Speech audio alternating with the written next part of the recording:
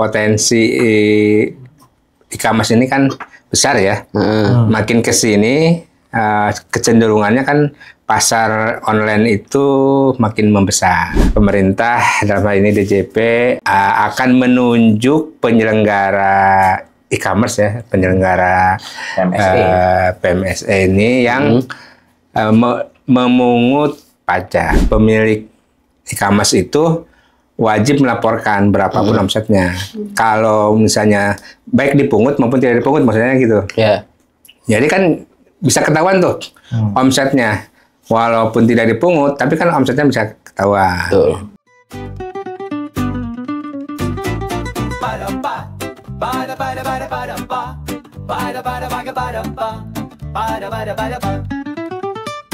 Balik lagi di Suara Pajak, solusi perpajakan Anda. Alright. Ada Kopi. Boleh, mau kopi apa? Saya kopi susu jahe. Kopi susu jahe. Berapa? Ya, saya yang hangat lah. yang anget-anget. Jahe. Ya, apa aja lah. Susunya boleh, jahenya boleh. Sarah bikinin ya.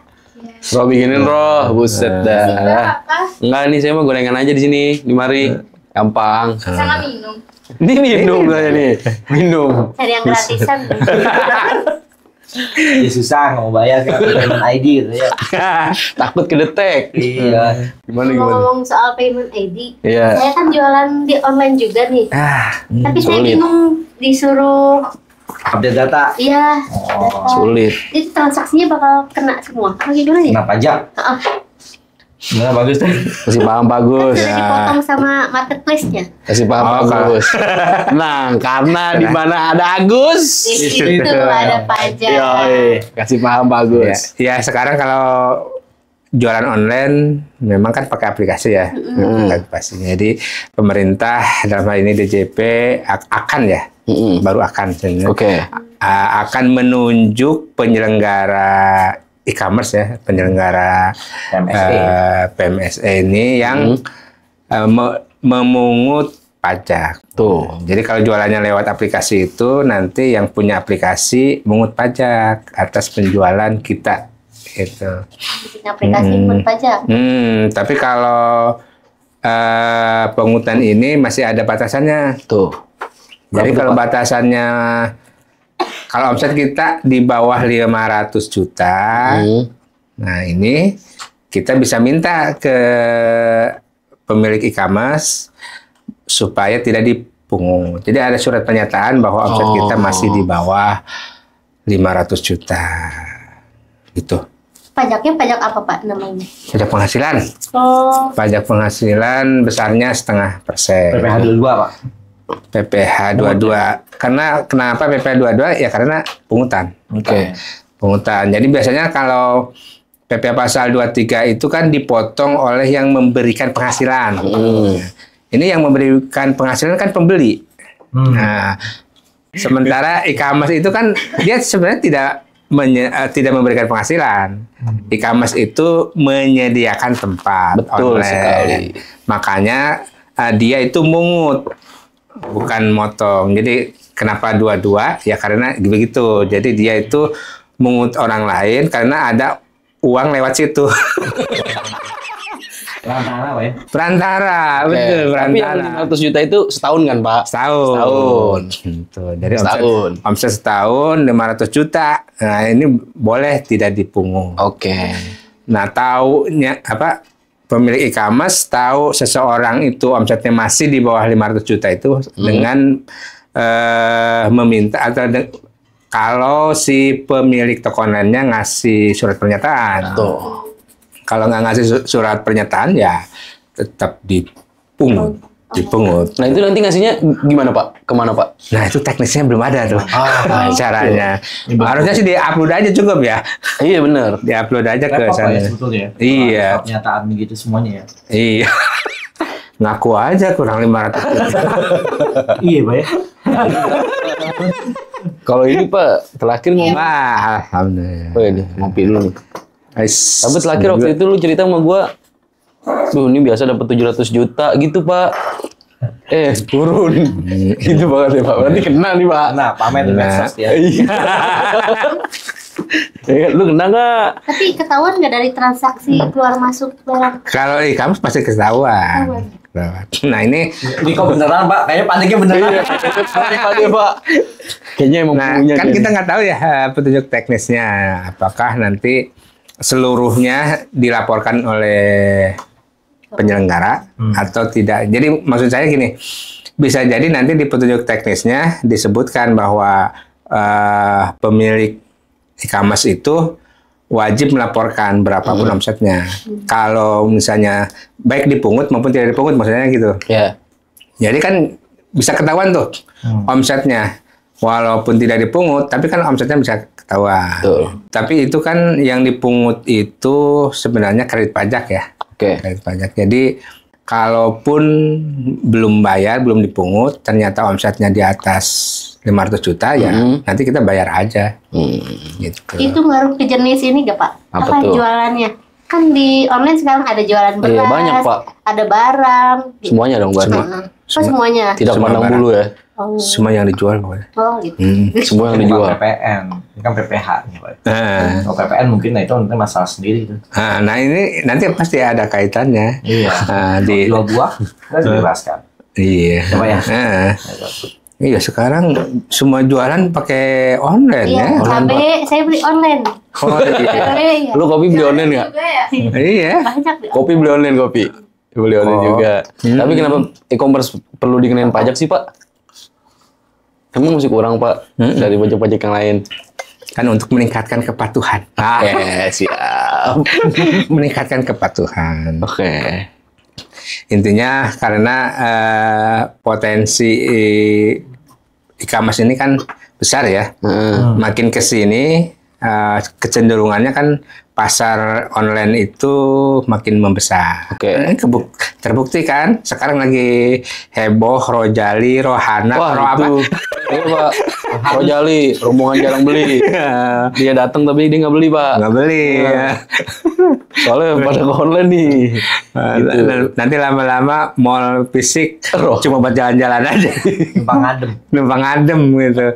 Belinya tetap di online. Dan kadang-kadang online itu menjadi pembanding kan? Betul Pak. Jalan-jalan ke sana dibandingin. Ya di online harganya lebih murah, beli di online. Nah itu dia. Gitu. Bagus. Tapi nanti semua ya Mbak ya? Semua yang terdaftar di e-commerce itu Iya. kena ya? Kan nanti akan ditunjuk ya si pemungutnya itu. Jadi artinya tidak semuanya memungut. Oh nggak semua ya? Nggak semua. Jadi harus kalau ngacu ke yang PMSE ya, yang pemungut PPN luar negeri, itu ada penunjukannya. Jadi apa namanya, perusahaan apa atau aplikasi apa yang ditunjuk sebagai pemungut. Kan itu. Ya, mungkin ini juga e-commerce juga kayaknya sama sih. Jadi aplikasinya ditetapkan bahwa aplikasi ini ditunjuk sebagai pemungut. Berarti misalkan toko hijau Pak, permasalahannya sekarang si yang jualan itu kadang-kadang pakai nama pribadi, toko A, B, C, yang punya mah itu aja.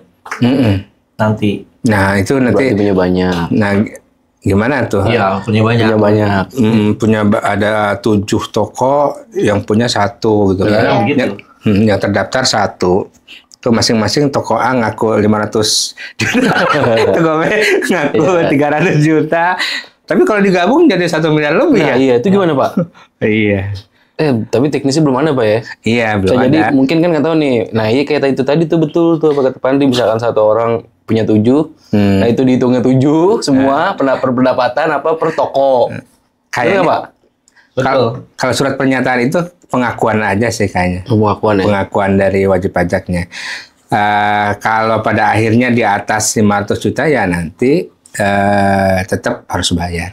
Kenapa angka 500? Karena ini kan PTKP UKM kan, UMKM. Jadi pengusaha yang masih di bawah 4,8 untuk orang pribadi ya, itu PTKP-nya kan 500 juta.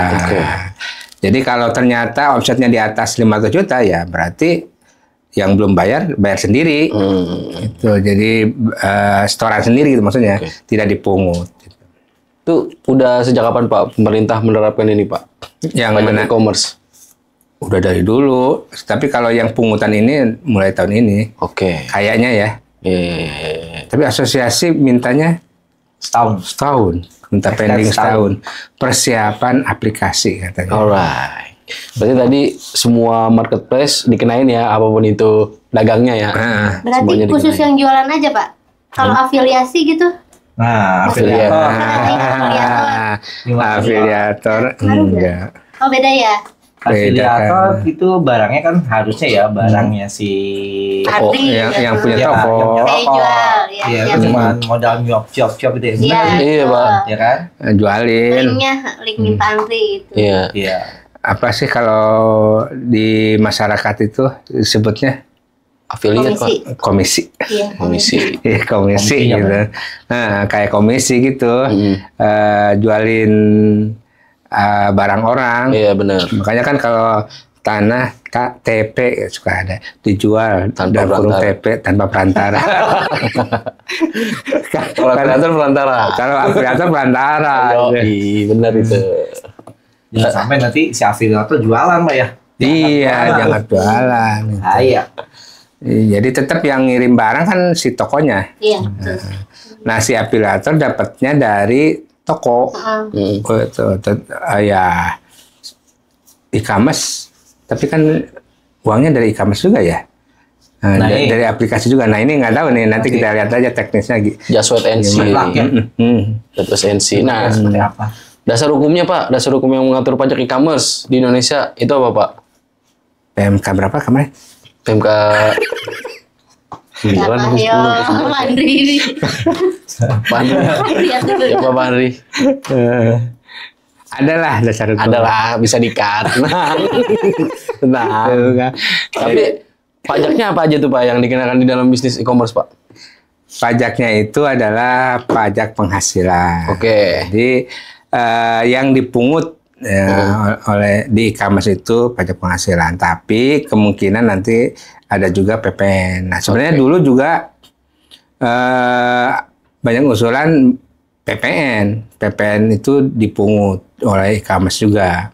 Tapi yang PMK yang kemarin PPH aja. Tapi memang harusnya karena memang kalau PPN itu kan penjualnya ya yang menerbitkan pajak. Benar. Kecuali si platformnya beli dari penjual, dia kirim barang lagi ke pembeli. Oh iya, jadi sekarang ini sebenarnya ada yang model gini. Jadi di PMK di Kortek itu kan ada formulir C. Gitu. Nah, formulir C itu formulir C SPT PPN. Oke. Jadi SPT PPN itu lampirannya ada A, ada B, ada C. Nah, yang C ini ternyata adalah pemungut ini yang e-commerce sebenarnya, tapi dia e-commerce yang penjualnya luar negeri. Dipungut oleh orang Indonesia. Kan kita nggak bisa nyuruh orang luar negeri. Jadi yang penyelenggara di Indonesia yang di ininya. Ya. Kemudian kemudian apa dulu nih? Kemudian itu yang pengadaan pemerintah. Nah, pengadaan pemerintah itu yang jual rekanannya, yang beli pemerintah, instansi pemerintah. Tapi yang mungut PPN-nya adalah penyelenggara aplikasinya, PT Telkom sekarang. Kalau dulu sebelumnya e-katalog namanya, e-katalog. Nah, itu diatur di Kortek, dilaporkan di lampiran C. Cortex. Nah, ini juga sama, kayaknya e-commerce juga dulu pernah ada yang ngusulin begitu. Jadi dipungut oleh pihak ketiga. Sama, PPH pasal 23 juga pihak ketiga kan? Nah, dipungut itu di pihak ketiga. Jadi dia pemilik e-commerce kan bukan pembeli, bukan penjual, tapi duitnya lewat dia, pihak ketiga. Pihak ketiga yang mungut. Karena duitnya lewat dia gitu. Siap. Oke Pak Agus, mantap betul. Tapi ini Pak, saya mau nanya, tadi kan udah nyinggung tentang PPN. Nah, perbedaan antara PPH dan PPN di dalam e-commerce nih apaan Pak? perlakuannya. Iya. Mungkin sama sih. Sama nggak ada yang beda ya Pak ya? Sama teknis ya? aja, ini teknis pemungutan aja. Oke. Jadi sebenarnya kalau dulu awal-awal adanya toko online lah ya, pajak itu masih tetap berpendirian, tidak ada perbedaan antara offline sama online. Perbedaannya itu hanya dari caranya aja, cara jualan. Kalau online itu penjual dan pembeli tidak ketemu, ketemu langsung maksudnya. Tetapi kalau offline penjual dan pembeli ketemu langsung dan ada fisiknya, ketemu gitu di tempat itu. Nah kalau yang online ya virtual, ketemunya virtual. Jadi secara pajaknya ya nggak ada perbedaan. Ada perbedaan ya. Baik di PPN maupun di PPH sama aja. Nah ini yang diatur di baru-baru ini hanya tarifnya. Tarifnya hanya 0,5 karena ini nanti akan menjadi kredit pajak. Dari PPH ya. PPH ya. PPH ya. PPH teman-teman, PPH. Oke. Biar pada tahu Pak, kan. Tapi kan ini menariknya kalau di e-commerce Pak atau marketplace gitu, itu kan ada reseller juga Pak. Ada resellernya, ada dropshippernya. Nah itu pengenaan pajaknya bagaimana? Nah ini harus hati-hati nih. Iya. Aduh kenapa nih? Ini beda sama afiliator. Nah, afiliator itu tadi komisi kan? Yes. Dia memberikan jasa. Iya benar. Nah kalau dropship, reseller itu jual. Agen lah. Sama kayak agen. Dia sama-sama jual barang. Baik dropship maupun reseller, dia jual barang, tapi dia tidak pegang persediaan, tidak pegang barangnya. Jadi misalnya ada orang nyari barang A, gitu ya, dia cari di tempat lain, baru dia jual, atau dia nayangin gambar aja. I see. Jual gambar. Kalau ada yang minta, kalau ada yang beli, baru dia cari di tempat lain, dia kirim. Nah, ini bisa kena. Bisa kena. Ya, karena dia sama-sama penjual. Dropship sama reseller itu sama-sama penjual. Banyak tuh Pak masalahnya Pak. Selama ini banyak yang ngaku, enggak, saya enggak jualan. Padahal dia maksudnya reseller, nggak jualan. Saya cuma dapat komisi aja. Wah, kalau kata orang pajak, sama aja itu. Emang nanti nggak semudah itu Pak ya, teknisnya. Karena di e-commerce itu kan sebetulnya ada si platformnya yang tadi, yang platformnya juga jualan, langsung yang punyanya itu ya punya barangnya punya platform. Nah itu kan yang PPN-nya di si platform dia. Ada juga barangnya ya si penjual-penjual itu. Itu makanya ada istilah marketplace sama satu lagi itu online lah. Online shop. Online shop gitu.